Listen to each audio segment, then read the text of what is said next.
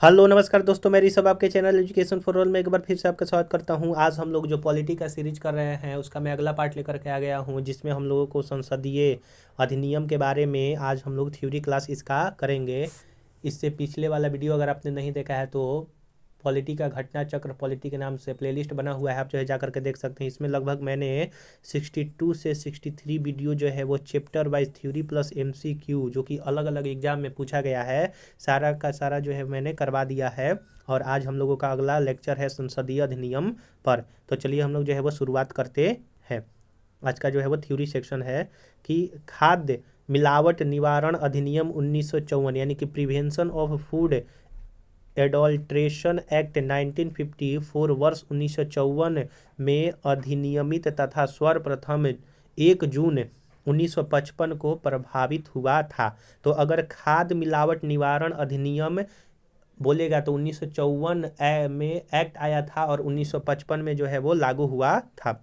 Civil अधिकार संरक्षण अधिनियम 1955 के अधीन सभी दंडनीय अपराध संज्ञेय एवं संक्षिप्त विचारणीय होते हैं। सिविल अधिकार संरक्षण अधिनियम 1955 के अंतर्गत अपराध का विचारण प्रथम श्रेणी न्यायिक मजिस्ट्रेट तथा महानगरों के मामलों में जो है वो मेट्रोपॉलिटन मजिस्ट्रेट द्वारा जो है वो किया जाता है। यानी कि 1955 का जो सिविल अधिकार संरक्षण अधिनियम है, अगर आप कोई जो है अपराध करते हैं तो जो प्रथम श्रेणी का न्यायिक मजिस्ट्रेट होता है शहर में, और अगर महानगर है तो उसमें मेट्रोपॉलिटन मजिस्ट्रेट द्वारा जो है वो इसका निपटारा किया जाता है। घरेलू हिंसा से महिलाओं का संरक्षण अधिनियम 2005 को आया था और 26 अक्टूबर 2006 से लागू हुआ था। यानी कि घरेलू हिंसा के लिए जो महिलाओं का संरक्षण अधिनियम 2005 में आया था और 2006 में लागू हुआ था। क्रिमिनल ट्राइब्स एक्ट सर्वप्रथम 1871 ईस्वी में अधिनियमित हुआ था और अनुसूचित जाति और अनुसूचित जनजाति अत्याचार निवारण अधिनियम 1989 में आया था और भारत में 30 जनवरी 1990 को लागू हुआ था।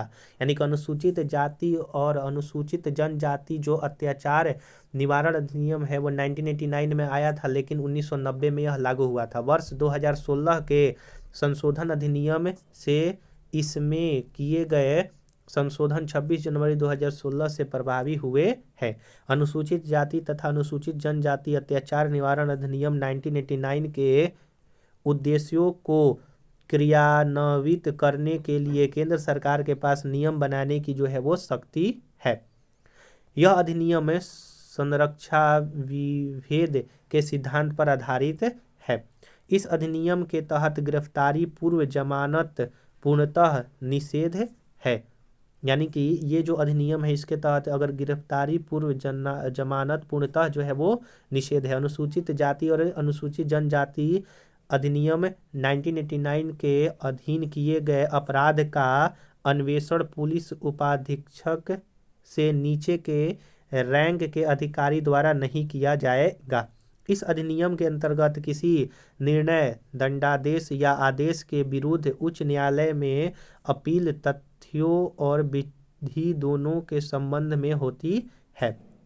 अनुसूचित जाति और अनुसूचित जनजाति अधिनियम के अधीन अपराधों का विचारण करने के लिए सेशन न्यायालय को विशेष न्यायालय के रूप में निर्दिष्ट करने का उद्देश्य शीघ्र विचारण है। अगला है कि यदि कोई व्यक्ति अस्पृश्यता के आधार पर किसी व्यक्ति को किसी अस्पताल, औषधालय या शिक्षा संस्थान में प्रवेश से इनकार करता है, तब वह सिविल अधिकार संरक्षण अधिनियम 1955 की धारा 5 के अंतर्गत दंडनीय है। यानी कि कोई अगर व्यक्ति अनटचेबिलिटी के आधार पर, चाहे वो अस्पताल हो, फिर उसके बाद कॉलेज हो या फिर आपका औषधालय है, अगर वहाँ पर प्रवेश करने से इनकार करता है अनटचेबिलिटी के मामले में, तो 1955 का जो सिविल अधिकार संरक्षण अधिनियम है धारा 5 के तहत यह दंडनीय अपराध है। और अस्पृश्यता के बारे में आर्टिकल 17 में कहा गया है और यह एक मौलिक अधिकार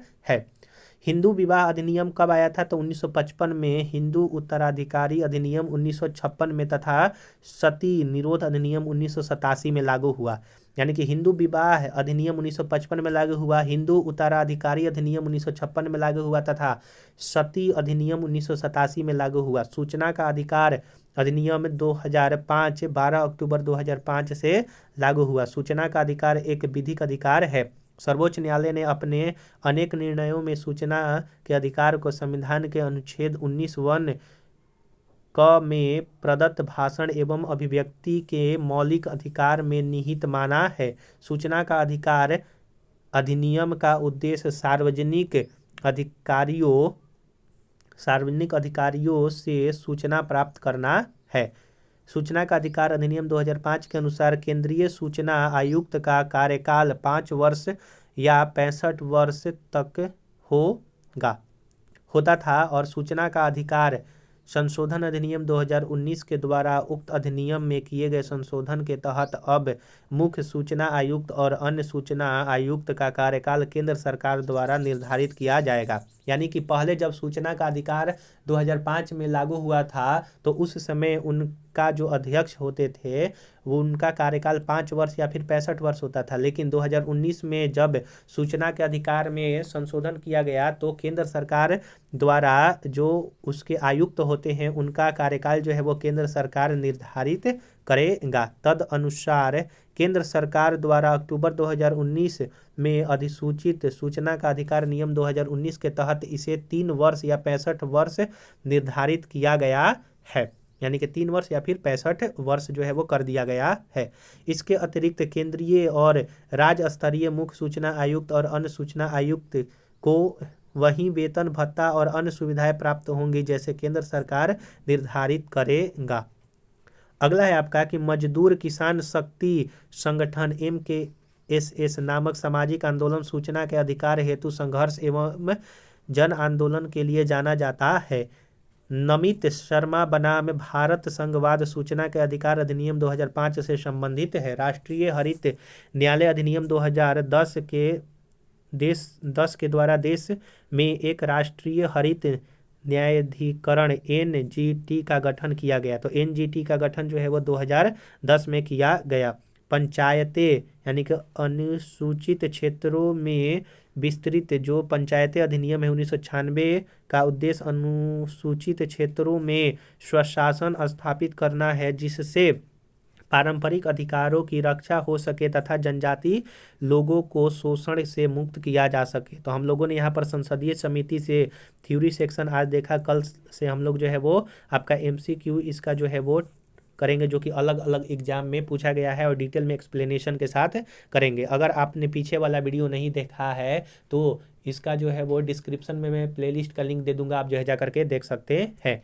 अगर आप ALP और टेक्नीशियन का फॉर्म भरे हैं तो मैं साइंस का प्रीवियस ईयर क्वेश्चन जो कि 2018 में पूछा गया है 1 लाइनर फॉर्म के रूप में मैं करवा रहा हूं, आप जो है उसको भी जा करके देख सकते हैं। अगर आप ज्योग्राफी को पढ़ना चाहते हैं और वो भी टॉपिक वाइज तो मैंने जो है वो लूसेंट सीरीज स्टार्ट किया है, आप उसको जा करके देख सकते हैं। अगर आपको ये वीडियो पसंद आया होगा तो वीडियो को लाइक कीजिएगा, अपने दोस्तों में शेयर कीजिएगा और अभी तक चैनल को सब्सक्राइब नहीं किए हैं तो आप लोग चैनल को सब्सक्राइब ही कर दिया कीजिएगा और अपने जितने व्हाट्सअप ग्रुप हुआ, टेलीग्राम ग्रुप हुआ या फिर जो भी आप सोशल मीडिया से जुड़े हुए हैं सभी पर शेयर जरूर से जरूर कीजिएगा। चलिए हम लोग जो है अगले वीडियो मिलेंगे, तब तक के लिए नमस्कार।